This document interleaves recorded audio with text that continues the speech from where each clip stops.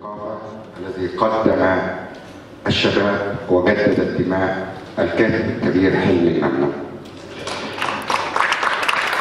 السيد رئيس قطاع شؤون الإنتاج الثقافي الذي يقف وراء كل ليلة عرض وكل فعالية بموهبته الفذة الفنان القدير خالد الجلالي. سيدة المسرح العربي التي نلتقي في رحاب قاعتها السيدة سميحة أيوب.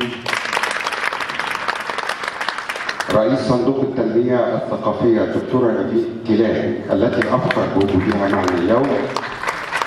عمالقة المسرح المصري الكبار، أهلا ومرحبا بكم. قيادات وزارة الثقافة، أهلا ومرحبا بكم. يتوقف قطار الرواد اليوم في نسخته السادسة في محطة العاشق المعشوق، العابد المتعبد، المحب المحبوب، الذي حجز مكانا غاليا داخل قلوب المصريين في كل عائلة وكل أسرة.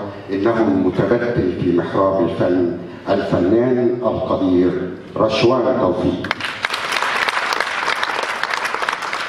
اليوم نقدم لك كل الشكر، كل التقدير، فقد تركت فينا أعظم الأثر، وتعلمنا الكثير من أدوارك، من أخلاقك، من قسمات وجهك الحنون الدافئ. ويشرف المركز القومي للمسرح التابع لقطاع شؤون الإنتاج الثقافي أن يقيموا بسيادتكم هذه الاحتفالية، آملين أن تليق بتاريخكم الكبير كأحد رموز فن التمثيل في مصر. والآن أدعو الأستاذ خالد جلال للصعود على خشبة المسرح لإلقاء كلمته.